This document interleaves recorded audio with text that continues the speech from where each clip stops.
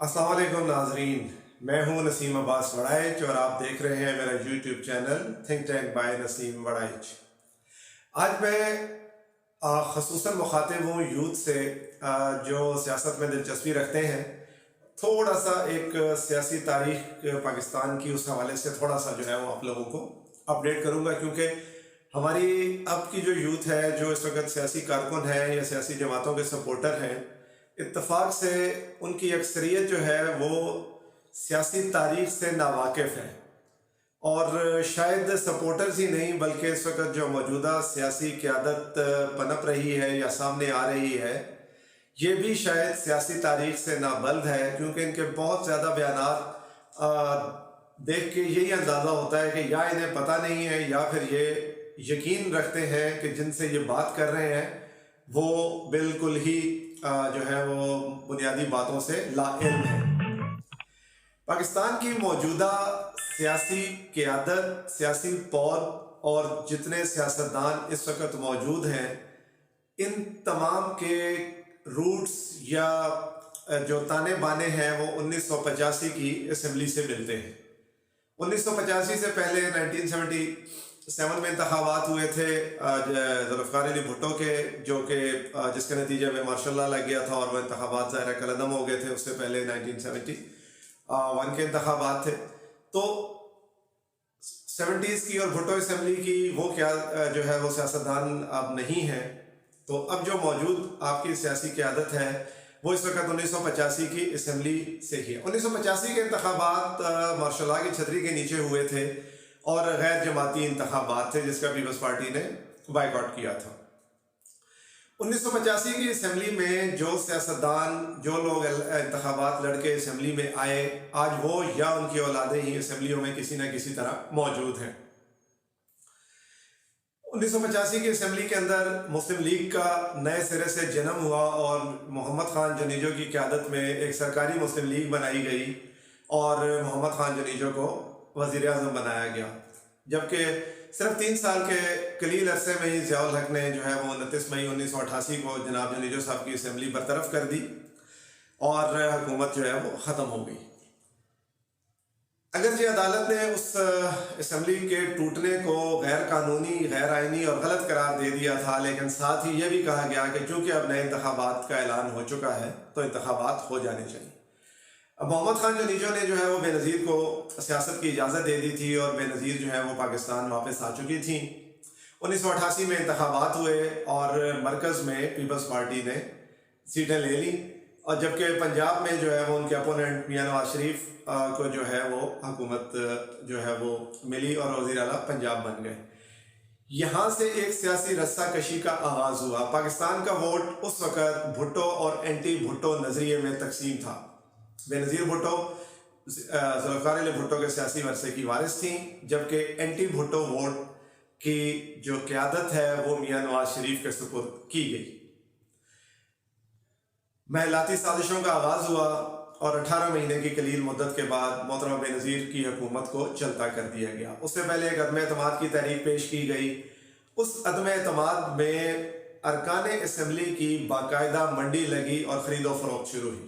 Peoples party ने अपने तमाम अरकान और वफादार जो मेम्बरान थे उनको मैरियट होटल इस्लामाबाद में जो है वो रखा हुआ था, जबकि मियाँ साहब अपने तमाम तर जो है वो मेंबर्स को लेके छांगा मांगा मैसूर थे। ये पाकिस्तान की सियासत में छांगा मांगा की सियासत का एक इस्तारा बहुत यूज़ किया जाता है।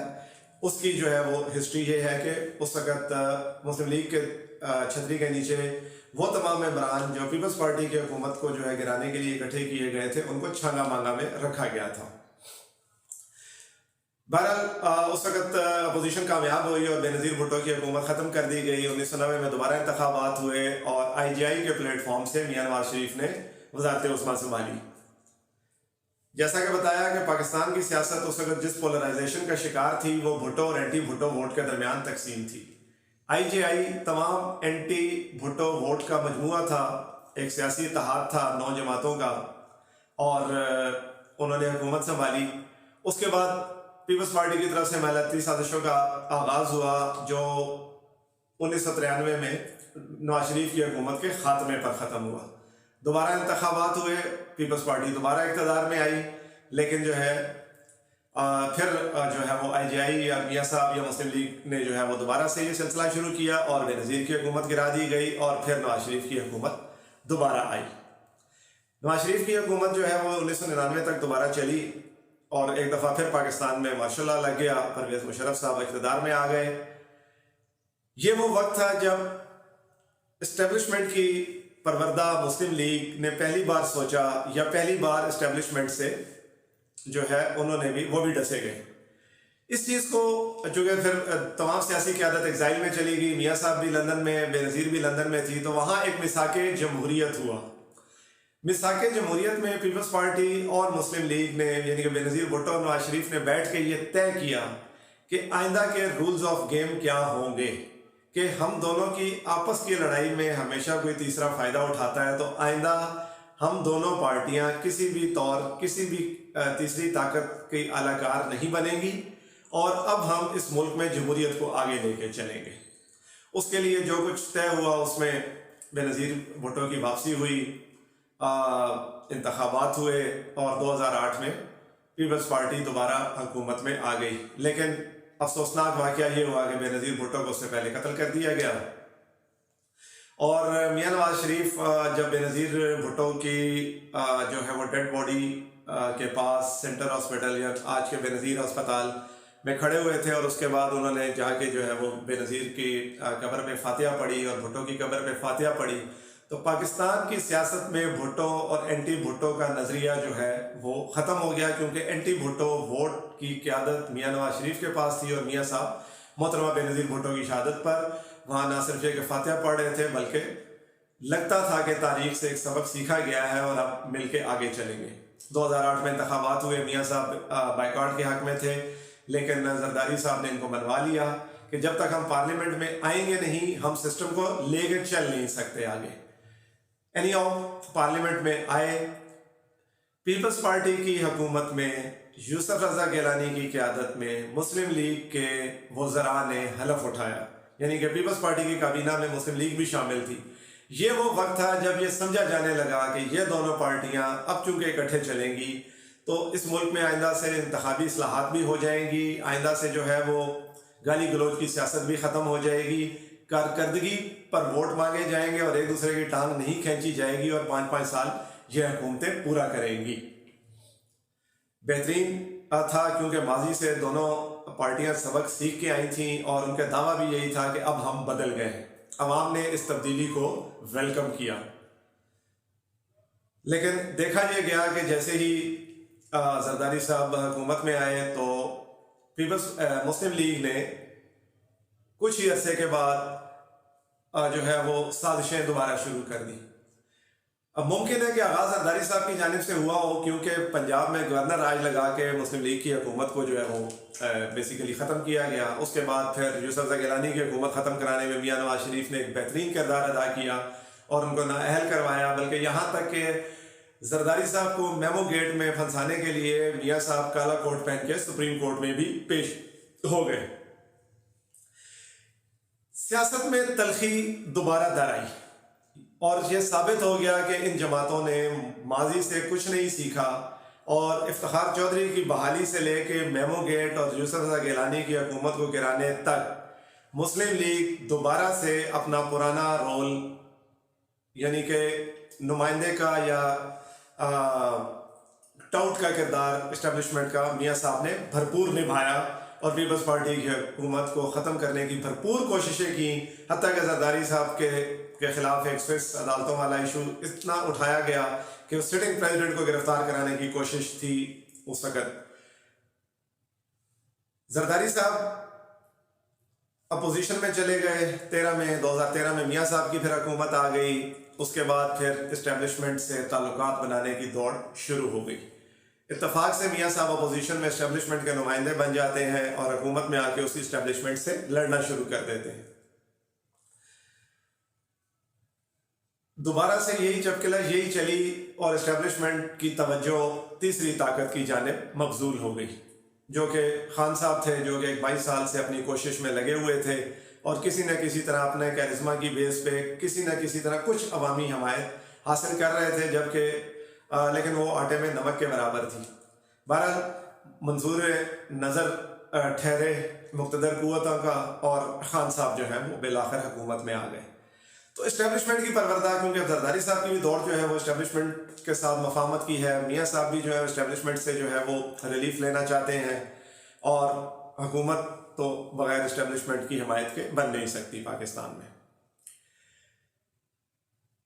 अब कुछ ऐसा चल रहा है कि वो सियासी पोलराइजेशन जो हमें 90 की दहाई में देखने को मिली, जिसमें एक तरफ पीपल्स पार्टी और एक तरफ जो है वो मुस्लिम लीग थी या IJI थी, कुछ ऐसा ही जो है वो अब देखने को मिल रहा है कि इस वक्त तमाम जमातें जो है वो हुकूमत के खिलाफ इकट्ठी हैं और अपना अपना शेयर जो है वो हुकूमत में मांग रही हैं, जो कि अभी पीस ऑफ केक मिल नहीं रहा।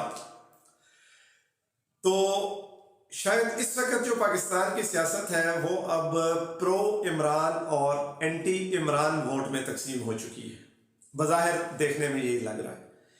लेकिन ये जो सियासी पोलराइजेशन है इसमें अदम बर्दाश्त इस हद तक दर आई है कि गाली गलोच, किसी की पगड़ी सरेआम उछाल देना, और गरचे 90 में इस सियासत का आगाज़ मुस्लिम लीग की जानिब से हुआ था और इसका क्रेडिट मियाँ साहब को जाता है, लेकिन जितना दवाम इस गाली गलौज की सियासत को PTI ने बख्शा है उसकी भी कोई नज़ीर नहीं मिलती। पीपल्स पार्टी किसी हद तक उसको ये फेवर देनी पड़ेगी कि सियासत में शाइस्तगी का दामन उस लेवल तक नहीं छोड़ते जहाँ पे इस वक्त PTI और मुस्लिम लीग नून है। ये शायद इन दोनों के डिज़ाइनर एक ही हैं, तो इसलिए इनकी सियासत के अंदाज मिलते जुलते हैं। इन दोनों पार्टियों ने जो इस वक्त अवाम की तरबियत की है, अदम बर्दाश्त, गाली गलोच, दलील से दूर और शऊर से दूर, तालीम और शऊर और दलील से दूर कर दिया है।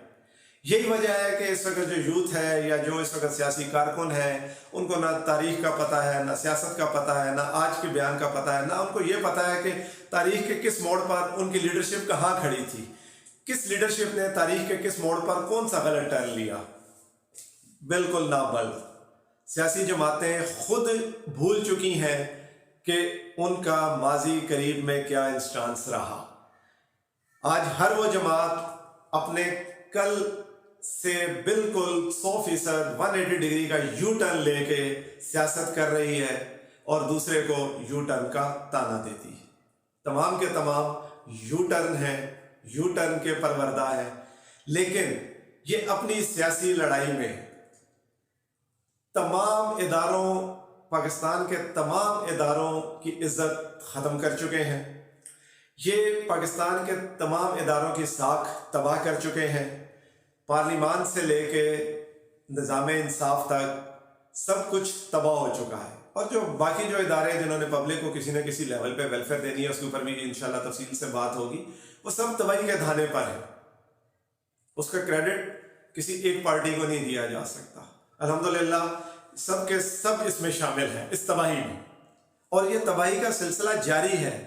या यूं अगर हम समझे कि शायद कुछ ठीक हो रहा है, तो ठीक भी कुछ नहीं हो रहा। ये स्लोप में हम सफ़र तेज़ी से करते जा रहे हैं, जिसको हम तरक्की का सफ़र कहते हैं। इत्तफाक से वो तरक्की का सफ़र स्लोप में है, नशेब की जानिब है और बड़ी तेज़ी से जारी है। शायद इसी को तबाही कहते हैं और हमें तरक्की कह के ये लॉलीपॉप दिया जाता है। ये सियासी जमातें इस वक्त, ये सियासी क़यादत हर किस्म के विज़डम, बसीरत, शऊर और हकीकतन कहें तो क़यादत के किसी भी लेवल पे अपने आप को सियासी क़यादत कहलवाने के हकदार ही नहीं है। सियासी क़यादत तो कौम की बड़ी होती है, उनका रवैया भी बड़ों वाला होता है। ये ना पार्लिमान को कुछ समझते हैं, कोशिश करते हैं, प्रोपेगेंडा करते हैं, लेकिन कुछ नहीं समझते। निज़ाम इंसाफ, आम आदमी का पहले ही उसके ऊपर कोई एतबार नहीं है। थोड़ा सा एतबार बढ़ता है जब निज़ाम इंसाफ किसी ताकतवर को पकड़ता है, तो कुछ एतबार, कुछ साख उसकी बेहतर होती है, लेकिन वो भी इसी थाली के चटे बटे हैं। बुनियादी तौर पे हमारा माशरा तेज़ी के साथ हैव्स और हैव्स नॉट के दरमियान तकसीम होता जा रहा है, और ये वो स्टेज होती है जहाँ से माशरे इनकलाब का रास्ता इख्तियार करते हैं। यही शहबाज शरीफ साहब खूनी इनकलाब से डराते हैं, जबकि वो ख़ुद भी इशराफिया के ही नुमाइंदे हैं, और वो ये भूल जाते हैं कि उन्हीं के किए हुए काम शायद इनकलाब की जानिब लेके जाएं। अगर ये सियासी क़यादत इस खूनी इनकलाब से बचना चाहती है तो आवाम को डिलीवर करना पड़ेगा। अगर ये आवाम को कुछ डिलीवर नहीं करेंगे तो खूनी इनकलाब को शायद कोई रोक नहीं सकता। लेकिन मुझे नहीं लगता कि हमारा मुआशरा कोई खूनी इनकलाब लाने की सलाहियत रखता है। यह मुआशरा भी बांझ हो चुका है, इसलिए कि हम खुद सच झूठ हक बातिल की तमीज़ खो बैठे हैं। हम इस सियासी पोलराइजेशन में, इन सियासी तासुबात में इस हद तक जो है वो इन्वॉल्व हो चुके हैं कि हम खुद हर वाक़े को एक एडहॉकिज्म के तौर पर देखते हैं और मुआशरे की बुनियाद हिला देने वाले वाक़यात को भी लॉन्ग टर्म में देखने के लिए, उसको गहराई में जांचने के लिए, नापने के लिए ऐसी हर सलाहियत से आ रही है। पाकिस्तान में न रियासती सतह पर, न सियासी जमातों की सतह पर, न तालीमी इदारों और न ही रिसर्च की सतह पर कोई थिंक टैंक मौजूद है जो बैठे पाकिस्तान के मसाइल के ऊपर स्टडी करें, मुआशरे के इश्यूज़ को स्टडी करें और कोई पॉलिसीज़ दें और पार्लियामेंट के ज़रिए उनको इम्प्लीमेंट करने की कोशिश करें। क्या आपको ऐसा कुछ होता हुआ नज़र आता है? ये सियासी बसीरत से आ रही सियासी क़यादत। अल्लाह ताला हमें आपको इस अज़ाब से बचाए। अल्लाह ताला मेरा और आप सबका हामी नासिर हो। पाकिस्तान जिंदाबाद।